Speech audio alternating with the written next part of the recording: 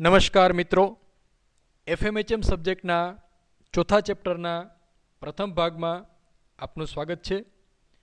આ ચેપ્ટરનું ટાઇટલ છે fluid dynamics and flow measurement, એટલે કે ફ્લુઇડ ગતિશાસ્ત્ર અને પ્રવાહના દરનું માપન. આજના સેશનમાં આપણે પ્રથમ 3 ટોપિક વિશે ચર્ચા કરીશું. એટલે કે પહેલાં જોઈશું ફ્લુઇડ ડાયનેમિક્સ એટલે શું, ત્યાર પછી ફ્લુઇડ એનર્જી એના પ્રકાર, ત્યાર પછી આપણે જોઈશું યુલર્સ ઇક્વેશન અને બર્નોલીઝ ઇક્વેશન. ફ્લુઇડ ડાયનેમિક્સ એટલે ફ્લુઇડની ગતિનો અભ્યાસ અને તે ગતિ થવા માટે લાગતા બળોનો પણ અભ્યાસ. એટલે કે ફ્લુઇડની ગતિ અને તેના માટે જવાબદાર બળો એનો સંયુક્ત અભ્યાસ એને કહેવાય ફ્લુઇડ ડાયનેમિક્સ એટલે કે ગતિશાસ્ત્ર. તેના અભ્યાસ માટે ન્યૂટનનો બીજો નિયમ force is equal two mass into acceleration એનો ઉપયોગ થાય છે. અને આ કેટલાક સાધનો છે જેનો ઉપયોગ કરી અને આપણે ફ્લુઇડનો ફ્લો મેઝર કરી શકીએ, એનો પ્રવાહ માપી શકાય. Pitot tube, venturi meter, orifice meter, nozzle meter, rotameter અને નોચિસ. આપણે આ બધા ઇન્સ્ટ્રુમેન્ટ વિશે વિગતવાર જોઈશું કે એનો મૂળભૂત સિદ્ધાંત શું છે અને તેના વડે ફ્લો મેઝરમેન્ટ કેવી રીતે કરી શકાય. ફોર્મ્સ ઓફ એનર્જી એટલે કે શક્તિના સ્વરૂપો. શક્તિ એટલે શું? શક્તિ એટલે કેપેસિટી ટુ ડુ વર્ક, કાર્ય કરવાની ક્ષમતા, એને કહેવાય શક્તિ. Energy is defined as capacity to do work. હવે આ જે શક્તિ છે એ ફ્લુઇડમાં 3 સ્વરૂપે રહેલી છે: પોટેન્શિયલ એનર્જી, પ્રેશર એનર્જી અને કાઇનેટિક એનર્જી. અને આ બધાનો સરવાળો કરો એટલે જે એનર્જી મળે એને કહેવાય કુલ એનર્જી. પોટેન્શિયલ એનર્જી એટલે શું? Energy possessed by a body by virtue of its position relative to other. એટલે કે કોઈ સાપેક્ષમાં કોઈ પણ ડેટમ લેવલથી ઊંચાઈ પર જ્યારે ફ્લુઇડ આવેલું હોય ત્યારે એની અંદર એક એનર્જી સ્ટોર થાય છે, એને કહેવાય potential energy. So it is the energy of fluid by its position. એનું સ્થાન જેમ ઉપર થતું જાય એમ એની અંદર પોટેન્શિયલ એનર્જી વધતી જાય, જેમ ફ્લુઇડ નીચે આવે એમ એની પોટેન્શિયલ એનર્જી ઘટતી જાય. ધારો કે આ બોલ છે, બ્લેક કલરનો એમ લખેલો બોલ છે, એ h હાઇટ ઉપર છે, તો ત્યારે હાઇટ ઉપર છે એટલે એની એનર્જી વધી ગઈ. જેવો એને છોડી દેવામાં આવે એટલે બોલ સીધો ઉપરથી નીચે આવશે, એટલે કે એની પોટેન્શિયલ એનર્જી ઘટશે અને એ કાઇનેટિક એનર્જીમાં કન્વર્ઝન થશે. તો નીચે આવે છે એનું કારણ શું છે? એનું કારણ છે ગ્રેવિટેશનલ એક્સલરેશન, ગુરુત્વ પ્રવેગ. ગુરુત્વ પ્રવેગના લીધે એ પૃથ્વીના કેન્દ્ર તરફ દરેક વસ્તુઓ ખેંચાયેલી રહે છે, એટલે કે જેટલી એ દૂર હોય એટલી એની પોટેન્શિયલ એનર્જી વધારે, જેટલી નજીક હોય, પૃથ્વીના કેન્દ્રથી નજીક હોય એટલી એની પોટેન્શિયલ એનર્જી ઓછી. ધારો કે આ ઢોળાવ પર કાર ચડેલી છે તો એ ઢોળાવથી ઓટોમેટિક નીચે આવી જશે because of potential energy. Potential એનર્જીનું ઇક્વેશન છે PE is equal to mgh, where m એટલે mass of the fluid, g means gravitational acceleration, h means elevation from datum line. અને પોટેન્શિયલ હેડ એ આપણે ફાઇન્ડ કરવું હોય તો એના બરાબર આવે z. બીજું સ્વરૂપ એનર્જીનું જે છે એ છે પ્રેશર એનર્જી અથવા દબાણ શક્તિ. એ સમજવા માટે આપણે એક ઉદાહરણ લઈએ. ધારો કે અહીંયા આ એક ડેમ છે, એમાં પાણી ભરેલું છે અને ડેમની ઊંચાઈ h મીટર જેટલી છે, કેપિટલ H. હવે અહીંયા એ પોઈન્ટ આગળ જે પાણી સ્ટોર થયેલું છે એ પાણી એ કોઈ એક ઊંચાઈ ઉપર છે, એટલે એની અંદર શક્તિ જે છે એ પોટેન્શિયલ એનર્જીના સ્વરૂપમાં સચવાયેલી છે, સ્ટોર થયેલી છે. હવે આપણે આ ડેમની સપાટીથી જેમ જેમ નીચે ઉતરતા જઈએ, એટલે કે ડેમની તળિયા સુધી પહોંચીએ, તો ધારો કે અહીંયા બિંદુ બી છે, ત્યાં જે પાણી આવેલું છે એના ઉપર ખૂબ જ દબાણ લાગતું હશે.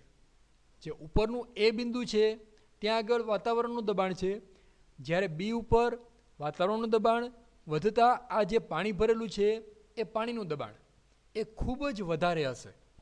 તો આ જે દબાણના લીધે બી પોઈન્ટ આગળની જે ફ્લુઇડ છે એમાં જે એનર્જી સ્ટોર થયેલી છે એને કહેવાય પ્રેશર એનર્જી અથવા દબાણ શીર્ષ, દબાણ શક્તિ. એનું ઇક્વેશન છે P is equal to rho g h, where P એટલે પ્રેશર હેડ, રો એટલે ડેન્સિટી ઓફ ફ્લુઇડ, ફ્લુઇડની ઘનતા, G એટલે ગુરુત્વ પ્રવેગ અને H એટલે હાઇટ ઓફ ફ્લુઇડ સ્ટોરેજ. એટલે કે એ પોઈન્ટથી ઉપરની બાજુએ જેટલી હાઇટ સુધી પાણી ભરેલું હોય અથવા ફ્લુઇડ ભરેલું હોય એ ઊંચાઈ, એને કહેવાય પ્રેશર હેડ H. કાઇનેટિક એનર્જી, એનર્જીનું ત્રીજું સ્વરૂપ, એ સમજવા માટે ફરી પાછું આપણે ડેમનું ઉદાહરણ લઈએ. ધારો કે આ ડેમની અંદર H હાઇટ સુધી પાણી ભરેલું છે, તો આપણે જોઈ ગયા કે પોઈન્ટ એ આગળ પોટેન્શિયલ એનર્જી છે, પોઈન્ટ બી આગળ પ્રેશર એનર્જી છે. હવે પોઈન્ટ સી કે જ્યાં આગળ પાઇપલાઇન છે એમાં શું હશે? એમાં ફ્લુઇડ ગતિમાં હશે. એ ગતિમાં આવવાનું કારણ છે બી આગળની પ્રેશર એનર્જી અને એનું રીઝન છે એ આગળની પોટેન્શિયલ એનર્જી. તો એ જે એનર્જી છે જે પોઈન્ટ સી આગળ છે, જે ગતિના લીધે છે, એને કહેવાય કાઇનેટિક એનર્જી. એટલે કે ગતિના લીધે જે શક્તિ ફ્લુઇડની અંદર સ્ટોર થયેલી છે એને કહેવાય કાઇનેટિક એનર્જી. એવી રીતે અહીંયા એક બીજું ઉદાહરણ આપેલું છે. એક બેબી છે, એના હાથમાં રેડ કલરનો બોલ છે, એ કોઈ એક ઊંચાઈ સુધી એને પકડેલો છે. તો એ બોલની અંદર પોટેન્શિયલ એનર્જી સ્ટોર થયેલી છે. જેવું એને છોડી દેશે તો એ નીચેની બાજુએ ફેંકાશે અને ગતિમાં આવશે. So that is conversion of potential energy into kinetic energy. આ પણ આપણે ત્રીજું ઉદાહરણ આગળના ધોરણમાં ભણી ગયા છીએ. જે પેન્ડ્યુલમ છે એ જ્યારે મૂવમેન્ટ થતી હોય ત્યારે એક પોટેન્શિયલ એનર્જી અને કાઇનેટિક એનર્જીનું એકબીજામાં કન્વર્ઝન થાય છે. બરાબર વચ્ચે હશે ત્યારે કાઇનેટિક એનર્જી મેક્સિમમ હશે, કારણ કે ત્યારે ગતિ વધારે હશે, અને બંને છેડા ઉપર કાઇનેટિક એનર્જી 0 હશે, કારણ કે વેલોસિટી 0 હશે, અને પોટેન્શિયલ એનર્જી મેક્સિમમ હશે. કાઇનેટિક એનર્જી માટેનું ઇક્વેશન છે 1/2 mv², where m is mass of fluid and v is velocity of fluid. અને કાઇનેટિક હેડ એટલે કે kinetic energy per unit mass, that is equal to v²/2. Total energy અથવા total head એટલે ત્રણેય એનર્જીનો સરવાળો. ટોટલ હેડ એટલે કે pressure head plus kinetic head plus potential head. Head એટલે કે energy per unit weight, that is called as head. For example, kinetic energy પરથી કાઇનેટિક હેડ ફાઇન્ડ કરવું હોય તો કાઇનેટિક એનર્જી માટેનું ઇક્વેશન છે 1/2 mv² અને weight is m into g, તો mm ગેટ્સ કેન્સલ્ડ, v²/2g. એવી રીતે પોટેન્શિયલ હેડ ફાઇન્ડ કરવું હોય તો potential energy upon weight, potential energy છે mgz upon weight m into g, તો z is potential head. Similarly pressure head p upon rho g. તો આ ત્રણેય હેડનો સરવાળો એટલે કે p upon rho g plus v²/2g plus z, એને કહેવાય total head h. Euler's equation. Euler's equation સમજવા માટે અહીંયા આપણે એક સિલિન્ડ્રિકલ ફ્લુઇડ એલિમેન્ટ ધ્યાનમાં લેવાનું છે અને એના પર ન્યૂટનની ગતિનો બીજો નિયમ આપણે એપ્લાય કરવાનો છે. હવે આ જે ફ્લુઇડ એલિમેન્ટ છે એના ઉપર 3 ડાયરેક્શનમાંથી બળો લાગશે. એક પ્રેશર P નીચેથી ઉપરની બાજુએ, બીજું પ્રેશર P પ્લસ ડીપી ત્યાંથી ડાઉનવર્ડ ડાયરેક્શનમાં નીચેની બાજુએ, અને ત્રીજું ગ્રેવિટીના લીધે, એના માસના લીધે લાગતું ડાઉનવર્ડ ડાયરેક્શનમાં લાગતું બળ. આ ત્રણેય બળોનો બેઝિક સરવાળો, એનું resultant that is DDT of mv, એનું રિઝલ્ટન્ટ ફોર્સ એ ફ્લુઇડ એલિમેન્ટ પર લાગતું હશે. તો એનું ઇક્વેશન આપણે અહીંયા લખીએ અને એને સિમ્પ્લિફાય કરો એટલે છેલ્લે ઇક્વેશન આવશે dp upon rho plus vdv plus g into dz is equal to 0. આપણે માત્ર આ ઇક્વેશન જ યાદ રાખવાનું છે, ડિટેલમાં કદાચ યાદ ન રહે તો ચાલશે. ત્યાર પછી આ યુલર્સ ઇક્વેશનનું મેથેમેટિકલ રિપ્રેઝન્ટેશન અહીંયા દર્શાવેલું છે. યુલર્સ ઇક્વેશન પરથી બર્નોલીનું ઇક્વેશન કેવી રીતે ડિરાઈવ કરવું, તો એના માટે સૌથી પહેલાં યુલર્સ ઇક્વેશન લખી દો. del P upon rho plus VdV plus G into dz is equal to 0. આ જે ઇક્વેશન છે એનું આપણે સંકલન કરવાનું છે, ઇન્ટિગ્રેશન કરવાનું છે. તો ઇન્ટિગ્રેશન કરવું હોય તો ઇન્ટિગ્રેશનની સાઇન મૂકી દઈએ આપણે. આ ઇન્ટિગ્રેશનની સાઇન છે બીજા સ્ટેપમાં જે દર્શાવેલી છે. હવે રો કોન્સ્ટન્ટ છે તો ઇન્ટિગ્રેશન ઓફ ડેલ પી આવશે પી, એટલે પી અપોન રો. પછી ઇન્ટિગ્રેશન ઓફ વી ડીવી, એમાં વી છે એ વેરિયેબલ છે તો ઇન્ટિગ્રેશન ઓફ વી ડીવી આવશે v²/2. ત્યાર પછી ત્રીજો ટર્મ છે એમાં જી કોન્સ્ટન્ટ છે, so G into integration of D Z that is Z. તો બંનેનું ઇક્વેશન મળશે P upon rho G plus v²/2g plus Z is equal to constant. એટલે કે pressure head plus kinetic head plus potential head, આ ત્રણેયનો સરવાળો કોઈપણ બિંદુ આગળ અચળ રહેશે. હવે આ બર્નોલીઝ ઇક્વેશન છે એ થોડું વિસ્તૃત સ્વરૂપમાં દર્શાવેલું છે. એટલે કોઈપણ પાઇપલાઇનની અંદર બર્નોલીઝ ઇક્વેશન પ્રમાણે એના ત્રણેય હેડનો અથવા ત્રણેય એનર્જીનો સરવાળો કરો તો એ અચળ રહે. અહીંયા એવું દર્શાવેલું છે.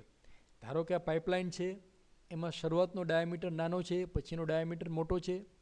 તો શરૂઆતનું જે પોઈન્ટ છે ત્યાં આગળ આપણે એનર્જી માપો અને એન્ડ આગળનો એટલે એક્ઝિટ આગળની એનર્જી માપો તો એ બે સરખી રહેશે. શરૂઆતમાં વેલોસિટી હાઈ છે એટલે વેલોસિટી એનર્જી હાઈ છે, અને છેડા આગળ જ્યાં આગળ મોટો ડાયામીટર છે ત્યાં વેલોસિટી ઓછી છે પણ પ્રેશર હાઈ છે.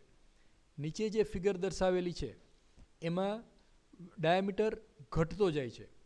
તો ડાયામીટર ઘટશે ત્યાં વેલોસિટી વધશે, અને વેલોસિટી વધવાના લીધે ત્યાં પ્રેશર ઘટશે. એટલે A2 is less than A1 and P2 is less than P1 because V2 is greater than V1. Now application of Bernoulli's equation. Bernoulli's equation નો ઉપયોગ શું છે?